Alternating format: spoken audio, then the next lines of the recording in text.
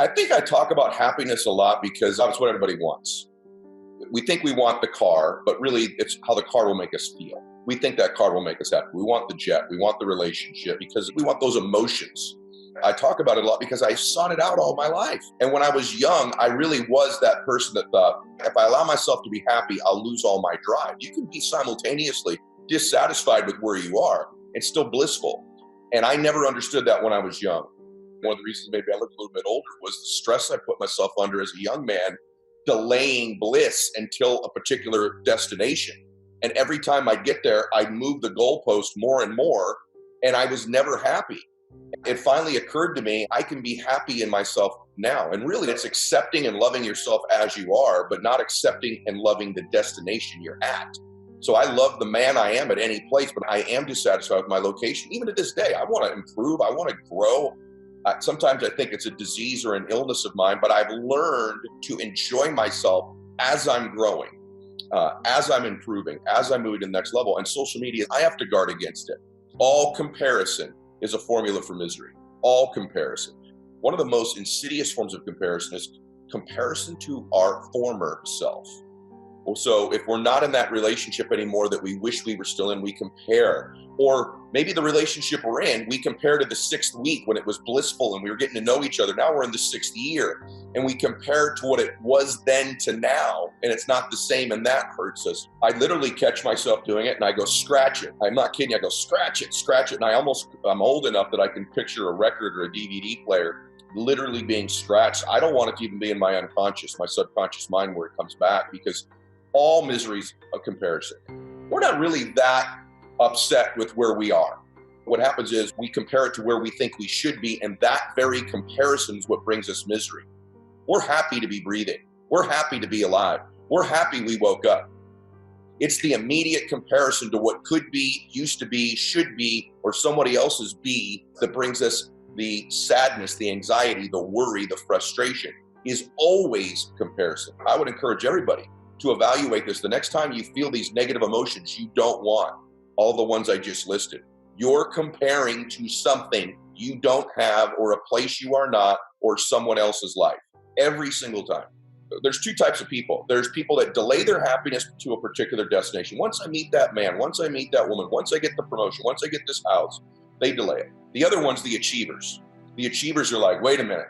If I enjoy this, I'm going to lose all my drive, because my formula, my recipe so far is kind of be miserable. Try to avoid this misery I feel. And that causes me to acquire new levels of life. And so we think, oh my gosh, if I celebrate, if I enjoy, I'm toast. The truth is, I've known for years that wasn't true. And as I've started to research and understand the brain, I had Dr. Andrew Huberman on. He says, actually, we've researched dopamine. Turns out, you get far less dopamine when you achieve something than when you're in the stress phase of pursuing it. Your brain feeds you more joy and bliss in the pursuit, literally, than when you acquire it. It's all been studied in the brain. So this notion that we're going to lose our drive or ambition is completely false. In fact, the more rewards we get for enjoying it, the more we want to do it again. There becomes a point, people have all heard of burnout. And what burnout is, and it's a very real thing, what burnout is it's somebody who's robbed themselves of the joy, the bliss, and the celebrations far too many times as they've achieved. And their brain has concluded, there's no dopamine in this achievement thing for me anymore. Therefore, I have no desire to do it again. So you better celebrate. You better enjoy. The truth is, it's the formula for greater achievement in the future, long term. For most people, the juice is growth. But most of the great growth in my life, where I've become a better man, a better businessman, a better father, better friend, better human, has been in the times when I lost, not in the times when I won. That's just a fact. I don't know why this hasn't become more part of our culture. All happy people have more self-aware. I lived completely unaware of who I was, unobserving of who I was for so many years, thinking I'd get around to it. The happiest people I know are very aware. They're self-deprecating. I've realized I'm a very average, ordinary person. I thought there wasn't a lot of happiness around me, so it must be in those beach houses. It must be on those jets. And by the way, those things, they do make you happy. People say, well, material things don't make you happy. That's just a lie. Any of you ever bought a beautiful suit? It makes you happy. For how long? I don't know. Does it fulfill us, though? which is a completely different emotion. No. Building my first big mansion dream house. And I met my wife when we were 5 years old, so it was this family project. And we walk in one day, I'm having a bad day, I'm mad at everybody. Business isn't going good, appointments had flaked out. Walk in the house, and they're building it. I'll never forget this. They were in the kitchen, building the kitchen, this huge, great room. I walked in, and I'm pissed, yelling at veins sticking out. And all the guys working in my house were from Mexico. Whether they were there legally or not, I don't know. There's about 15 guys working in my house, all making minimum wage. All had left their families at one point. And they're playing mariachi music, they're laughing, they're dancing, they're joyous as they're working. And I stopped myself and I looked and I thought, if life is measured on happiness, these guys are killing me.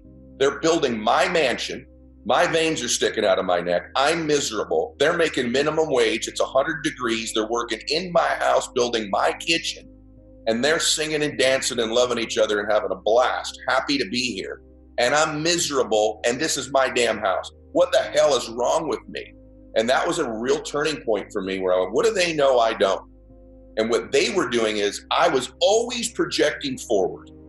It was always the future. I never lived now.